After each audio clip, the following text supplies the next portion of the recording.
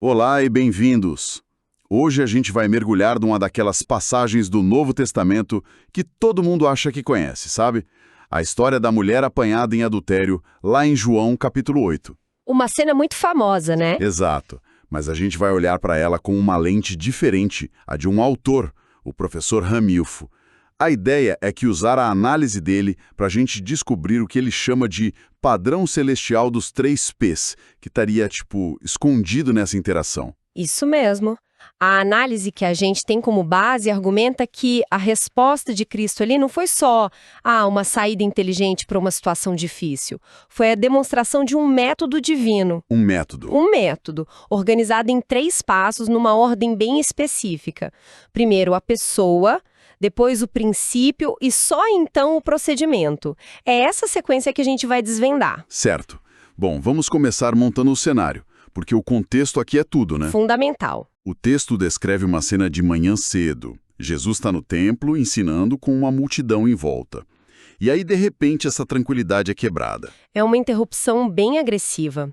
Chegam os escribas e fariseus e eles vêm assim, arrastando uma mulher. E eles não a colocam de lado, eles a põem no meio de todo mundo. É uma humilhação pública. Totalmente. E o desafio a Jesus é direto, na frente de todos. Mestre, esta mulher foi apanhada em flagrante adultério. Na lei, Moisés nos mandou apedrejar.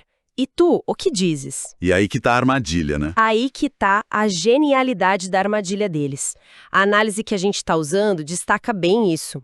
A preocupação ali não era nem um pouco com a lei e muito menos com a mulher. Era uma cilada. Uma cilada política, teológica. Perfeitamente calculada. Eles exploraram um conflito de jurisdições. A lei de Moisés, que eles citaram, mandava apedrejar sim. Mas a lei romana, que, governava a Judéia na época, tinha tirado dos judeus o direito de executar a pena capital. Ah, claro. Então não era só uma questão de desrespeitar a tradição. Tinha um risco legal de verdade. Um risco gigantesco. Qualquer apedrejamento seria visto por Roma como uma insurreição, uma afronta direta à autoridade do império. Então qualquer resposta que ele desse o colocaria em apuros. Precisamente. Se ele dissesse sigam a lei de Moisés, pronto, seria denunciado a Roma como um rebelde. Se dissesse sigam a lei romana, seria desacreditado na frente do povo como alguém que despreza o profeta sagrado Moisés. Eles achavam que ele não tinha saída. E tem um detalhe que a análise ressalta que expõe ainda mais a malícia deles, né? Tem, e é crucial. Onde está o homem? Exato. A mesma lei de Deuteronômio que eles citam dizia que o homem envolvido também tinha que ser punido. O fato de terem trazido só a mulher, nossa, isso escancara a hipocrisia. A justiça era a última coisa na cabeça deles. Ela era só um peão no jogo. Exatamente, um peão para encurralar Jesus. Ok, a armadilha está montada, a tensão no ar é palpável, e a primeira reação de Jesus é o silêncio. O que é incrível. Ele se inclina e começa a escrever no chão com o dedo. É um momento de um poder dramático, assim, imenso.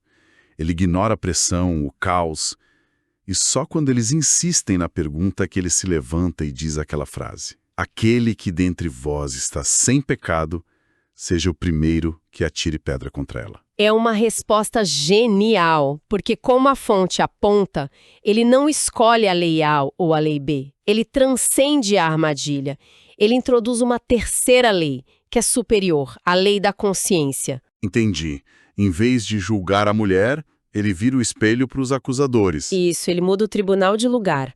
O julgamento não é mais sobre ela, é sobre eles mesmos. Ele não diz que a lei de Moisés está errada. Ele diz, querem ser juízes, ótimo, mas o primeiro requisito para ser juiz sob esta lei aqui, a lei de Deus, é a pureza pessoal. E o efeito é imediato. Imediato. O texto diz que, acusados pela consciência, eles foram saindo um a um, começando pelos mais velhos. A armadilha foi completamente desarmada. A fonte até faz uma conexão com uma passagem do livro de Mórmon que diz que uma lei justa trouxe o remorso de consciência ao homem. Foi exatamente isso que aconteceu ali, ao vivo. Então, a poeira baixa, os acusadores se vão e o que era um tribunal hostil vira um espaço íntimo. Sobram só Jesus e a mulher. É aqui que a análise revela o padrão. E o ponto de partida é o primeiro P, pessoa. Exato. A lógica dos fariseus e, vamos ser sinceros, muitas vezes a nossa lógica também é começar pelo fim. Eles queriam o procedimento à punição. O apedrejamento. Isso! Jesus inverte tudo. Ele começa pela pessoa. A primeira pergunta dele para ela não é sobre o erro, mas sobre o estado dela. Mulher, onde estão aqueles teus acusadores? Ninguém te condenou. Nossa, isso é muito forte. Ele ignora o problema para focar na pessoa. Antes de corrigir, ele se conecta. A análise sugere que por trás da pergunta tinha uma preocupação genuína com o bem-estar dela. Tipo, você tá bem depois dessa humilhação toda? Ele valida a dignidade dela antes de qualquer coisa. É a pessoa antes do problema. Sempre. Ok, mas como a gente diferencia esse não te condeno de, sei lá, uma permissividade? De um, não foi tão grave assim. Como a análise nos leva da pessoa para o princípio? Ótima pergunta. Porque a interpretação aqui é que a frase "nem eu também te condeno" não é um perdão final e imediato. É a introdução do segundo P, o princípio do arrependimento. É uma porta que se abre. Uma porta. Isso.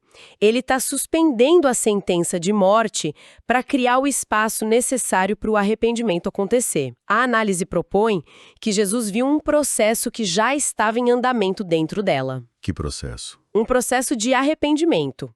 Pensa bem, ela reconheceu o erro, ela não protestou, ela sentiu o pesar, a humilhação. A presença dela ali, em silêncio, era uma forma de confissão. Ela esperou o veredito, o que era um pedido implícito de perdão, e estava pronta para a restituição, que seria enfrentar a consequência. Entendi. Ele não deu um passe livre. Ele viu que o terreno era fértil para a mudança e com compaixão regou essa semente. Exatamente, o que nos leva finalmente ao terceiro e último P, o procedimento. A instrução prática. Exato. Só depois de validar a pessoa e introduzir o princípio é que ele diz o que fazer. Vai-te e não peques mais. Este é o procedimento. É a recomendação para levar uma vida melhor, para completar a mudança. E a fonte que a gente tem destaca um detalhe, numa tradução específica que confirma que ela aceitou, né? Sim, um detalhe fascinante. Uma tradução da Bíblia usada pelos santos dos últimos dias tem uma nota que acrescenta um finalzinho a essa frase, vindo de manuscritos antigos. Depois de "não peques mais", o texto diz: "E a mulher glorificou a Deus a partir daquela hora, e creu no nome dele." Uau! Isso amarra tudo. Ela não só ouviu, ela abraçou a instrução. A mudança começou ali. O procedimento foi ativado. Então, essa estrutura toda, pessoa, princípio, procedimento, não é só sobre essa história. A fonte diz que é um padrão recorrente. Sim. E o exemplo mais claro que o autor usa é do livro de Mórmon. A história de Alma aconselhando o filho Corianton. Que também tinha cometido um pecado grave. Muito grave. E a reação natural de um pai ou líder seria começar com a bronca, com o procedimento. Você precisa se arrepender agora. Mas Alma não faz isso. Ele segue o padrão. Arrisca. Primeiro ele se conecta com a pessoa. Ele fala da preocupação nele, do amor de pai. Só depois ele dedica capítulos inteiros para ensinar princípios. Justiça, misericórdia, o plano de Deus. Ele constrói a base. E só lá no final ele estabelece o procedimento. Deixe apenas teus pecados te preocuparem, com aquela preocupação que te levará ao arrependimento. É o mesmo método. Essa estrutura vira de cabeça para baixo o jeito que a gente lida com correção, né? Nossa tendência é pular direto para o procedimento. Faz isso, a solução é essa. A gente lidera com a solução, sem cuidar da pessoa. E para amarrar tudo isso, a fonte termina com uma anedota moderna de um líder religioso, o Elder Bednar. Perguntaram para ele qual seria o pior pecado que alguém poderia cometer. E ele não deu uma lista, imagino. De jeito nenhum. Ele pensou um pouco e respondeu: o pior pecado que você poderia cometer é aquele que você pensa que pode justificar. Puxa, isso vai direto ao ponto, porque justificar o erro é o exato oposto do que a gente viu. É o oposto do reconhecimento, que foi o primeiro passo daquela mulher. Exatamente, a justificação é a negação da necessidade de mudança. E isso nos deixa com uma reflexão, né?